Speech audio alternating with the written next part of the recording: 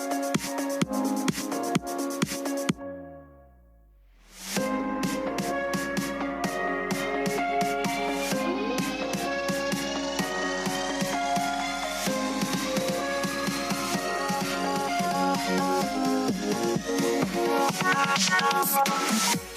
episode of the Puu Muay Thai podcast is brought to you by pmtlifestyle.com, authentic Muay Thai lifestyle by Puu. Definitely go check out the website at pmtlifestyle.com for some awesome lifestyle merchandise. That's for those of you out there either involved in Muay Thai, looking at getting involved in Muay Thai, and embrace a healthier lifestyle to live the life of a Nak Muay. Go check it out. Welcome to this episode of the Puu Muay Thai podcast. This is the series of me sharing my book, Preparing for Your First Muay Thai Fight, first edition. I'm making this public after it being published a few years back. I hope you find some value in it. You might notice that as you're going through it, you probably wish you had it written down or in a book format in front of you. You can definitely still go purchase this over on Amazon. The link is in the show notes. Preparing for Your First Muay Thai Fight by Jonathan Puu. Chapter 14, Rest and Recovery. Rest and recovery are important parts of preparing for your first Muay Thai fight. They are part of the building blocks for having success at anything, even outside of Muay Thai. When in Thailand, you'll see the fighters sleep a lot, and I mean a lot. Morning training is usually followed up with a nap after eating and prior to afternoon training.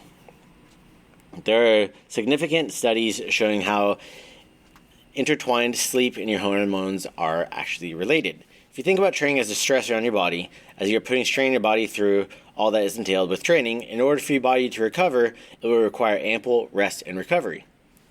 Sleep is one of the key components of this. We will utilize the legs at the wall routine to help us facilitate unwinding at the end of the day, as well as a way to focus. This is especially helpful if you're having a hard time turning off your mind before going to bed, especially fight week jitters. As a general rule of thumb, you'll want to aim for between 8 to 10 hours of sleep per night when training. Every person is different, but I found that when I slept less than 8 hours, I would massively underperform and gas out during training when I should be getting ready to peak. I found that 9 hours of sleep is the ideal time frame of sleep in order for me to perform. A training journal is what helped me diagnose what works best for me. I noticed that the days that I was doing everything I should to prepare, I would perform my best. I would underperform when I slept less than 9 hours. When I slept at least 9 hours, I would have massive energy and some of the best sessions in performance and training. So you have to do some experimenting to see what works for you. You'll often hear the term overtraining thrown around, but I feel that this is a way of just justifying an athlete for under-recovering. So if you're feeling burnt out in training and not sure why, take a look at your sleep. I also suggest the use of Epsom salt soaks to help relax your body during training cycles. You'll find that your body gets overly tight throughout the week, even with stretching. This is normal. The Thai method would suggest a massage. If you can afford to get a legitimate Thai massage, not a rub and tug, guys, then definitely include that into your regimen. If you're in Thailand, then you're very affordable, and you can consider it as part of your training costs. Back to Epsom salts, though. The Epsom salt soaks is best if you can do to complete submersion in a bathtub. If you don't have a bathtub, even just soaking your feet in a mixture of Epsom salt and warm water will have benefits. You can also soak a towel in this solution and place it on the areas that you are most tight. The main thing we are looking at getting your body to do is to relax. Epsom salt is high in magnesium, which is the mineral that is responsible for the opposite of muscle contraction, relaxation. After your Epsom salt treatment, I highly suggest some deep and relaxing stretching, as your muscles will be much more supple after the soak. A good time for legs at the wall as well. We aim to do this 1 to 2 times per week, depending on how fatigued your body feels. Hydration is also a key factor to recovery, and I'll touch more on that in another chapter. As a general rule of thumb, you'll want to aim for drinking at least 1 gallon of purified water every day. With the amount of training and work you'll be doing, you want to make sure you keep your body hydrated to prevent unnecessary fatigue and cramping. I prefer some coconut water, unsweetened, in a can, or directly from the coconut if possible. This is not to be confused with coconut milk, as they are very different. Coconut water contains a good mixture of electrolytes, minerals, that will help you rehydrate at a faster rate than just plain water. Think of it as a rehydration supplement. On top of all this, it's important that you can unwind from your day, no matter what may be stressing you. When I use the word stress, remember that training is a form of stress on your body. Your sleep will help you recover and train harder the next day. I found that having a hobby outside of Muay Thai can help you stay relaxed on your off day, on Sunday or during your downtime. I personally will hang with some friends or my friends and family at the beach, or go for a low-intensity hike, read a book, make some food, spend time with your family, etc. Chapter 15. Diet and Healthy Habits. I hesitate to use the word diet in here, as very rarely are fighters on a diet. Fighters will go into a regimented diet as fighters' time to compete approaches to trim down extra water weight, as Muay Thai is a weight class based sport. Your relationship to gravity and the earth matters in preparing for your first Muay Thai fight, so you have to plan accordingly. The term I prefer to use is healthy habits. This is a better reflection of what we will instill in our fighters. Healthy habits are things that we maintain year-round and make choices based upon long-term health, goals, and growth as martial artists. Diets, however, are not year-round and are short-term. Healthy habits include your dietary intake. There are definitely a few books out there that cover this topic in extreme detail, and I highly suggest you pick these up. First one is Living Lean by Mike Dolce. It's a healthy lifestyle book full of shopping lists, recipes, and ways to instill healthy habits. The Dolce Diet, 30 Weeks to Shred by Brandy Rune and Mike Dolce. A weight-cutting guide for competitive athletes that is instilled on the protocols outlined in Living Lean. These two books are something I find constantly recommending to our fighters when they first approach me about dietary intake and building a healthy lifestyle. I found these books after I'd been experimenting for some time and feel they most accurately reflect what I found to work for both myself and our fighters. Personally, I've been experimenting with a completely plant-based diet for the past year. It has now been over 4 years as of writing this book. I had a poor experience with it before where I faced issues of low energy, but my weight was good for, or the opposite, which was my weight was high, bad for Muay Thai, and high energy. I feel like it's definitely taken me some time. I've adjusted to a completely plant-based diet at this time. My energy has gone up exponentially, and my weight remains closer to where I like to be in regards to Muay Thai. I recommend exploring this option, not to mention the two books mentioned above have vegetarian and vegan options written in the books. Other things to consider in regards to healthy habits are making sure you take time to recharge your energy level. Focusing 100% on Muay Thai 24/7/365 is great and all, but you're bound to need to recharge. It's important that you balance having some social, mental, spiritual, and physical outlets to allow yourself some social, mental, spiritual, and physical outlets and to cross-train yourself. The benefits of cross-training will make you recharged and more excited about Muay Thai again. This is especially important after your first Muay Thai fight to be able to maintain normalcy and keep your emotions at bay. Chapter 16, Making Weight. I'm not a doctor, and I don't recommend you do any extreme weight cutting or dehydration to make weight. With that said, it's a very real part of preparing for your first Muay Thai fight is making weight. If you follow this book for your training as close as possible, along with the books above I recommended, you should have no issue losing weight. There are exceptions to the rule, and in my experience, women have a much harder time losing temporary weight than men do. I've had a healthy stable of women fighters, and some have no issues, but quite a few were doing more than enough to make weight, but still struggled all the way to the scale. I really like the breakdown in the Mike Dolce 3 Weeks to Shredded book on how to taper the week of the fight. I highly suggest you read the book for any weight loss challenges you may be facing. Here are some of my tips for trimming down for weigh-in. Sleep a lot. If you add 1 to 3 extra hours of sleep on your schedule, as your body will most likely need it from the hard training anyways, wear yourself before bed, and in the morning when you're naked before you eat or drink anything. I instruct my athletes to do this every Wednesday morning to ensure they are midway through the training week and have had a few hard training sessions by that point, as well as some road work to make sure they aren't holding onto excess water. Train at a higher intensity for shorter periods leading up to the fight. I outlined this in a previous chapter and what your last week of training will look like. You do this to allow you to consume fewer calories, empty your bowels, and burn excess fat. Jacuzzi over sauna. If an athlete needs to sweat, I highly recommend a jacuzzi over a sauna, if you can. This has to do with basic chemistry and biology. Your body will need sweat to cool itself off. If you're in a dry sauna, then your body will have a tendency to sweat and stop at some point because of multiple factors, but mostly because your body has done its job of sweating already. The humidity in a dry sauna is close to 0%. If you prolong this, your body catches on and will make it even harder to sweat. With a jacuzzi, the humidity surrounding your body is 100%. You're submerged in water.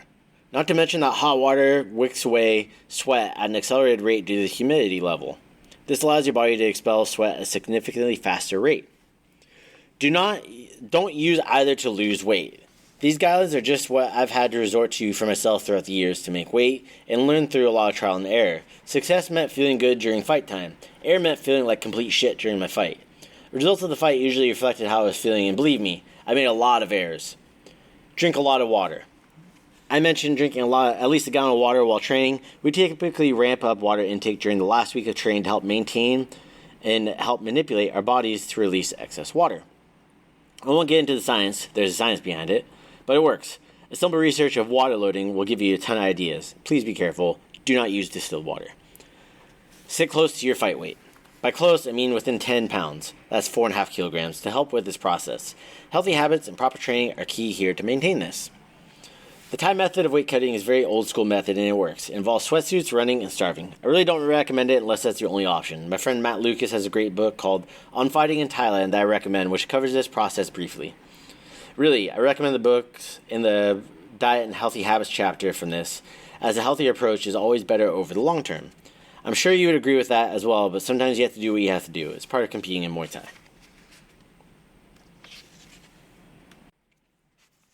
Chapter 17, Mental Prep and Pre-Fight. As you get into fight week, you may be feeling a few nerves throughout the week. Know that this is completely normal. Every fighter in existence goes through this from 0 fights to 100 plus fights. More experienced fighters just get better at managing it over time. There are multiple things to consider for yourself. In this chapter, I will cover some concepts for you to keep in mind to help better wrap your head around preparing for your first Muay Thai fight. The first thing to remember is that your mind can play tricks on you. Think about how old you are. That's how long you've built up habits in your mental state that will come up. Feelings of self-doubt are completely normal and to be expected to happen at some point. If you figure you're 25 years old, for example, that's 25 years of your life where you've never had your first Muay Thai fight. Of course your mind is going to be telling you, what the hell are you about to do? Something that is important to remember during these moments is that you prepared since day one to do this, since your first day of training. In reality, you've trained for a good chunk of time solely for fight day. You figure 3 to 8 weeks is probably the range you prepared for. Sometimes more, sometimes less. Remind yourself of this when you're getting fight week jitters. Remind yourself, I have prepared fully for this and it's okay if I'm nervous. I've gone my whole life without experiencing this. You can say this to yourself as a mantra. It really helps to say that out loud. The second thing to remember is that you might not get nervous at all. But know that it can hit people all at once or in waves. Whether it be on the scale, driving to the fight event, when you see your opponent, seeing the ambulance at ringside, getting checked by a doctor, walking into the ring, or when the bell rings for the round to begin. When these moments hit, it's important to remind yourself, this is what I want to do, I trained so hard for this, enjoy it. That affirmation is something you should be repeating in your head during your legs at the wall routine. This will help to instill a focused anchor into ourselves, as well as be more deeply relaxed doing the legs up the wall routine. It's important to draw that calmness you have at the end of your training or end of your day into that present moment. This is something I constantly remind our fighters of as they go throughout their day, and something my coaches that I've trained up to work very well with our fighters as well. This helps to instill focus and confidence into the fighter. The third thing to remember is that you will never feel prepared enough for your first fight. People always ask, when am I prepared enough? The first fight is part of the learning process to learn how to better prepare yourself in the future. Trusting your instructor's confidence in you to be able to fight. If you are putting you in the fight, trust in the hard work you put in to prepare. It's a constant thing I see first-time fighters. There's usually some acting out like a baby, spazzing out after sparring because they're frustrated, crying, etc. After they calm the fuck down, I usually hear the words, I don't think I'm ready. Usually my response is, I've been doing this for a long time, so trust me, you're ready. It's important that you know this about your instructor. If they're worth their weight, they will be straight up with you. I've seldom had fighters that I didn't feel were prepared after going through the competition preparations we have here in this book. I have a great memory of one of our champions' first fights. It was after the last sparring session, and I went to teach my next class. I heard crying by our boxing ring and went back to see who it was and what happened. It was our first-timer, Joanna, about to fight next weekend. Her words, I didn't feel like I have any power. And she was literally 105 pounds soaking wet. She has the power of a 125-pound woman. I reassured her she's more than ready to fight in a tournament the following weekend. Guess what happened? First round TKO via punches. She went to the finals to fight a much more skilled, heavier opponent where she went to the distance the whole fight. Talk about a confidence booster. She went on to win a national title as well as being ranked number 1 in her weight class in North America at the time, as an amateur competing with IFMA competitors and high-ranked fighters. The fourth thing to remember is to enjoy the fucking experience. I see so many people get anxious and rush themselves into warm-up and the ring. It's important to remember how much time goes into fight preparations. Fight night is your time for you to enjoy the moment and take it all in. It will be over fast, so it's important not to rush things. When you get nervous, remind yourself how much this is something you want to be doing and how hard you prepared for this. Be present and in the moment. Get your mind anchored back to when you were training and about to get ready for a badass sparring session where everything just clicked. The fifth thing to remember is that you should know how to win and know how to lose. What does this mean? It means that you may feel like you won sometimes, but the judges saw it another way. It's not the end of the world. Be a good sportsman. That's part of what makes Muay Thai special. When you win, smile. Be a good sportsman to your opponent no matter their attitude. No matter the circumstances, enjoy it. Be a good sport, as that will help you gain more fans down the road, which will be very important.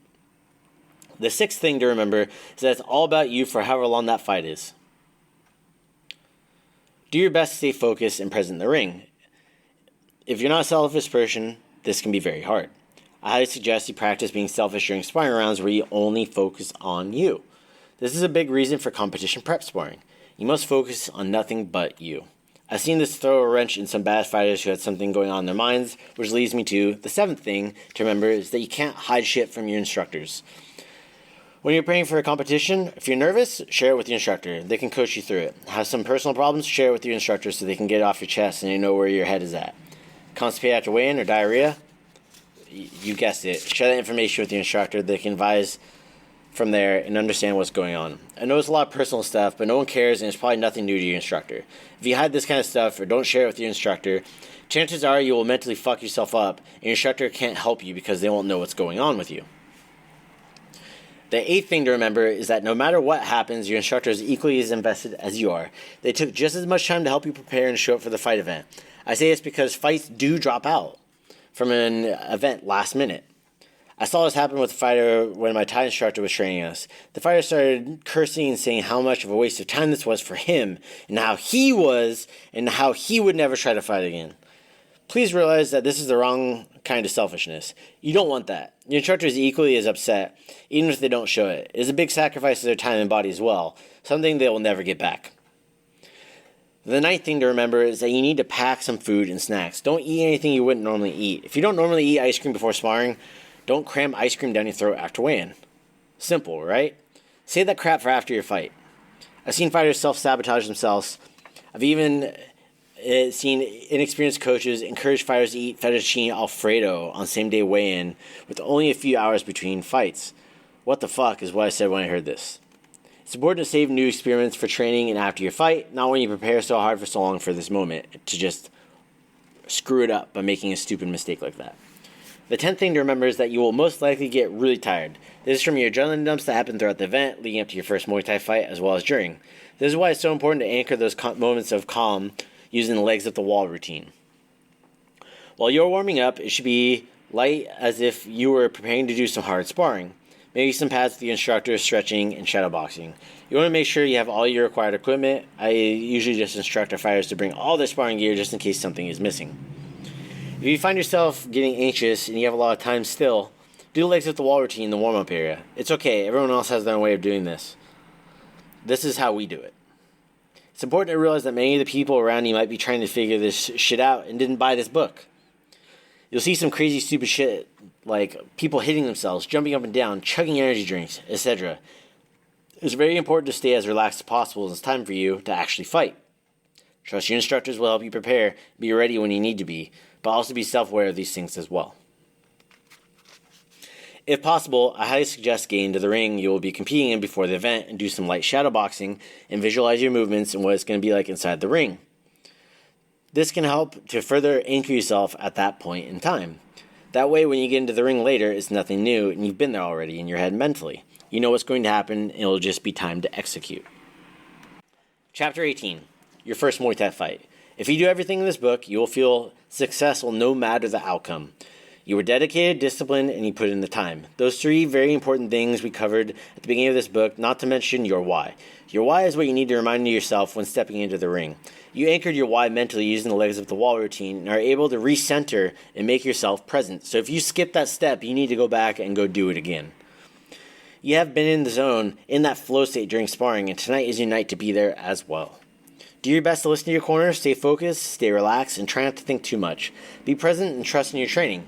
If you trust in your training, you will just go and do what you're supposed to do. Of course, that is as long as you can stay focused and present. Control those adrenaline dumps, enjoy the post-fight celebration. Remember that things will happen that are out of your control. Let that shit go and keep doing what you do best. You're doing something that such a small percentage of people in the world will do, but you're ready to go. You've got this.